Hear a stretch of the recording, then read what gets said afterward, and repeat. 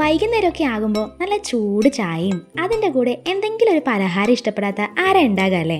ഇന്ന് എണ്ണ പലഹാരമൊന്നും വേണ്ടാന്ന് വെച്ചു കേട്ടോ. ഇന്ന് നമുക്കൊരു ആവിയിൽ വേവിച്ചെടുത്തിട്ടുള്ള നല്ല അടിപൊളി കൊഴുക്കട്ട നോക്കാം. തേങ്ങ ഉരിക്കാനും പൊട്ടിക്കാനൊന്നും വലിയ എക്സ്പീരിയൻസ് ഇല്ലാത്ത ഒരാൾ പൊട്ടിച്ചാൽ എങ്ങനെ ഉണ്ടാവും? അതാ നിങ്ങളിപ്പോൾ കണ്ടത് കേട്ടോ. അപ്പോൾ തേങ്ങയൊക്കെ പൊട്ടിച്ചെടുത്ത് അതിന് ശേഷം അതങ്ങോട്ട് ചിരകി എടുക്കുന്നുണ്ടേ. കൊഴുക്കട്ടയുടെ ഫില്ലിങ്സ് തയ്യാറാക്കാൻ ആവശ്യം നിങ്ങൾക്ക് എത്രയാണോ തേങ്ങ വേണ്ടത് വെച്ചാൽ അത്രയും തന്നെ എടുക്കാം. ഞാനിവിടെ ഒരു ചെറിയ തേങ്ങയാണ് ഇവിടെ എടുത്തിട്ടുള്ളത്.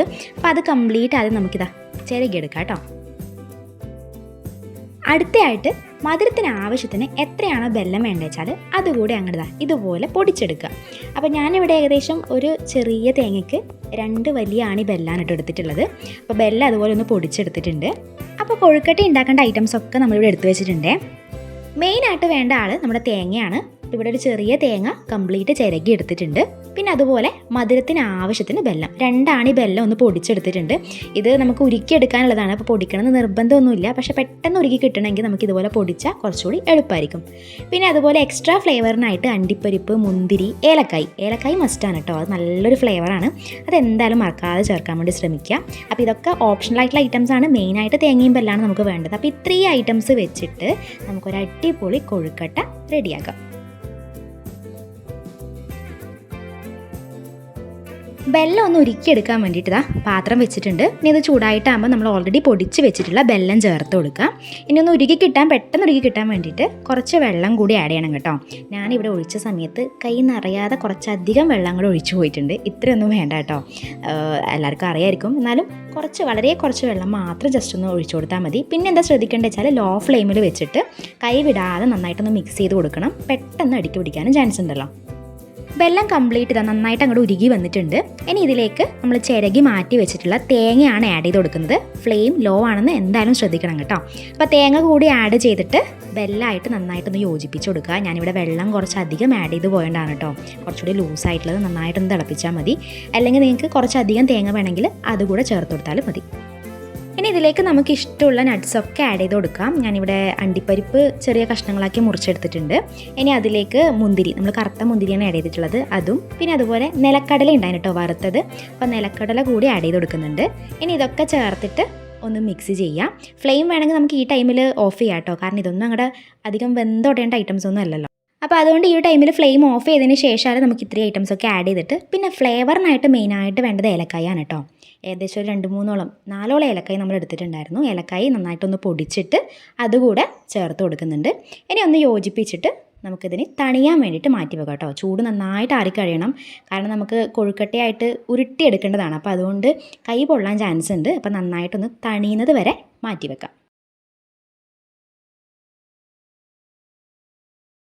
എന്തെങ്കിലുമൊക്കെ നമ്മൾ ഉണ്ടാക്കാൻ നോക്കുമ്പം ഓരോരാൾക്കും ഓരോ ഇഷ്ടമായിരിക്കും അല്ലേ? അപ്പോൾ അതുപോലെ തന്നെ ഇവിടെ കൊഴുക്കട്ട ഉണ്ടാക്കുമ്പോൾ ഒരാൾക്ക് ഗോതമ്പിലും വേണം, ഒരാൾക്ക് അരിപ്പൊടിയിലും വേണം. അപ്പോൾ ഇവിടെ അരിപ്പൊടി ഓൾറെഡി പാക്കറ്റ് നമ്മൾ വാങ്ങിയതുണ്ടായിരുന്നേ. പുട്ടുപൊടിയായിട്ടൊക്കെ യൂസ് ചെയ്യാൻ പറ്റുന്ന ഒരു അരിപ്പൊടിയാണ്. കൊഴുക്കട്ടയാക്കാം, ഇലയടയാക്കാം എന്നൊക്കെ അവിടെ കാണുന്നുണ്ട്. അപ്പോൾ അത് വെച്ചിട്ട് ഉണ്ടാക്കാമെന്ന് വെച്ചിട്ട് ട്രൈ ചെയ്യാൻ പോവുകയാണേ. ആദ്യമായിട്ടാണ് ഇങ്ങനെ ഒരു പാക്കറ്റ് പൊടി യൂസ് ചെയ്യുന്നത്. അപ്പോൾ എങ്ങനെ ഉണ്ടാവുമെന്നൊന്നും അറിയില്ല. നമുക്കങ്ങോട്ട് ആക്കി നോക്കാമെന്ന് വിചാരിച്ച് അങ്ങോട്ട് ട്രൈ ചെയ്യാമെന്ന് വിചാരിച്ചു. പാക്കറ്റിന് മുകളിലായിട്ട് തന്നെ അതിൻ്റെ കണ്ടീഷൻസൊക്കെ കൊടുത്തിട്ടുണ്ടായിരുന്നു കേട്ടോ. ചൂടുവെള്ളം ഉണ്ടെങ്കിൽ ഇളം ചൂടുവെള്ളത്തിൽ നമുക്ക് കുഴക്കാം, അല്ലെങ്കിൽ നമുക്ക് നോർമൽ വാട്ടറിലായാലും കുഴച്ചെടുക്കാം എന്നൊക്കെ. ഞാനിവിടെ കുറച്ച് വെള്ളമൊക്കെ ചൂടാക്കിയിട്ടാണ് കുഴച്ചെടുക്കാമെന്ന് വിചാരിച്ചത്. അപ്പോൾ ആദ്യം പാകത്തിന് ഉപ്പ് കൂടെ ചേർത്ത് കൊടുക്കുന്നുണ്ട്.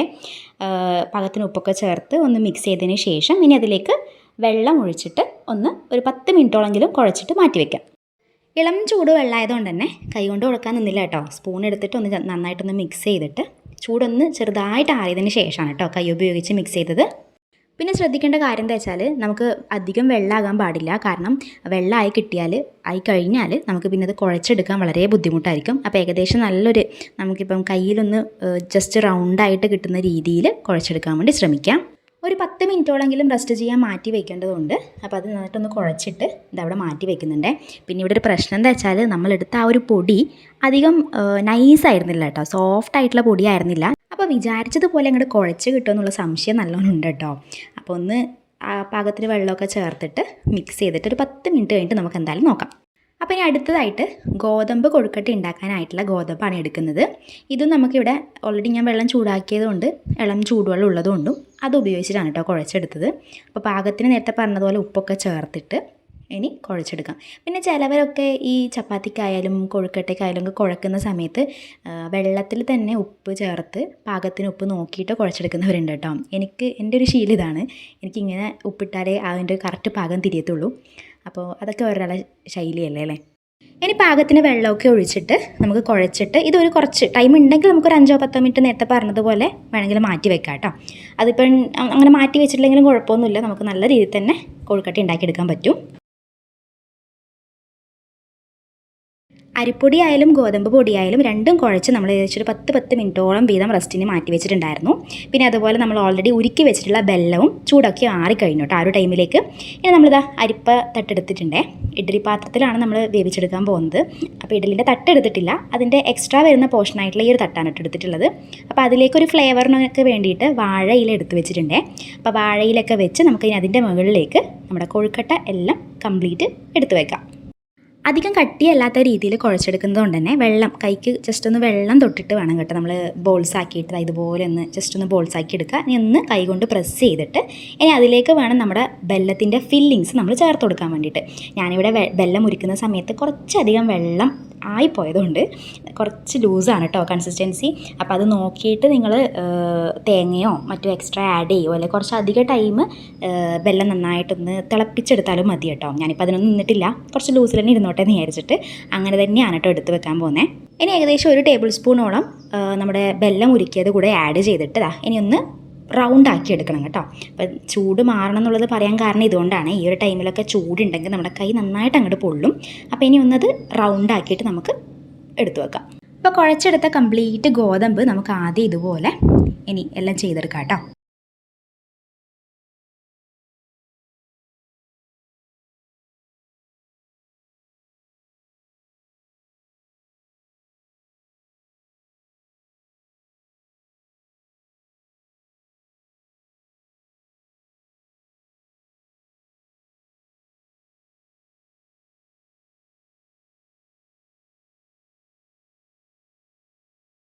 ബെല്ലം ഒരുക്കിയ പാത്രത്തിൻ്റെ കാര്യമൊന്നും പിന്നെ പറയണ്ടല്ലോ അല്ലേ, അത് എന്തൊരു ടേസ്റ്റാണ് കഴിക്കാൻ. അപ്പോൾ അതൊന്നും വെറുതെ അങ്ങോട്ട് കളയാൻ പറ്റില്ല.